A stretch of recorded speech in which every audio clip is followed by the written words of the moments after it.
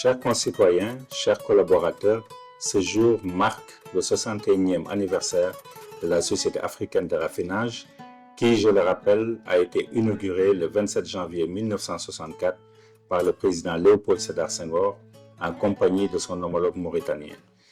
Il faut rappeler que les pères fondateurs avaient pour ambition de faire de la SAR un outil d'intégration économique de l'Afrique. Et depuis lors, la SAR ne cesse de jouer ce rôle avec comme mission première l'approvisionnement du pays en produits pétroliers de qualité et en quantité. Je rappelle également que la SAR a pu résister à de nombreuses péripéties, à de nombreuses contraintes économiques, à de nombreuses conjonctures, mais grâce à votre abnégation, à votre dévouement, à vos compétences, la SAR a pu résister par rapport à toutes ces contraintes. La SAR est un pilier central, pour ne pas dire incontournable, dans la politique énergétique de l'État du Sénégal. Et pour ce faire, elle ambitionne de devenir un leader sous-régional responsable pour une souveraineté énergétique durable.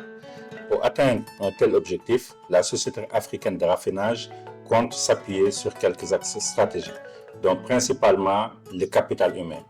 Dès cette année, nous allons mettre l'accent sur le capital humain, placer l'humain au centre de nos activités, mettre en place un centre de formation SAR, ce qu'on appelle la SAR Academy, pour renforcer les capacités de nos collaborateurs, mais également pour leur permettre d'avoir une reconversion professionnelle.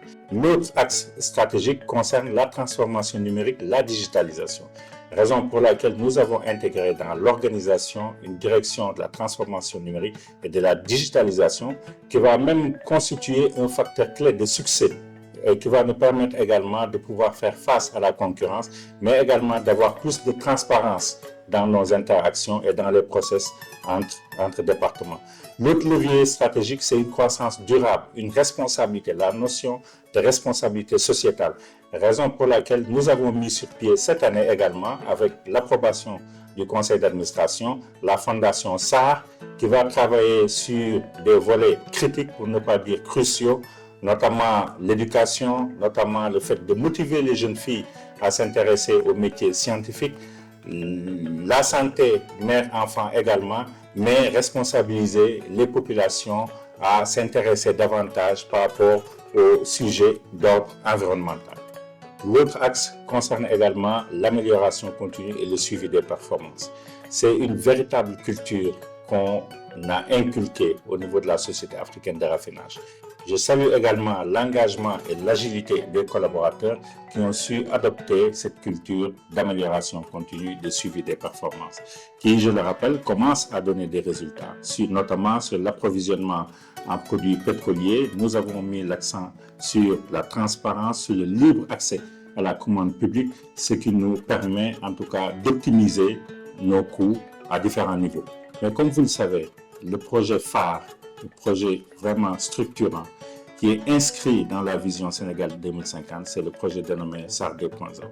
Avec SAR 2.0, la SAR ambitionne de répondre favorablement à toute la demande nationale en termes de carburant.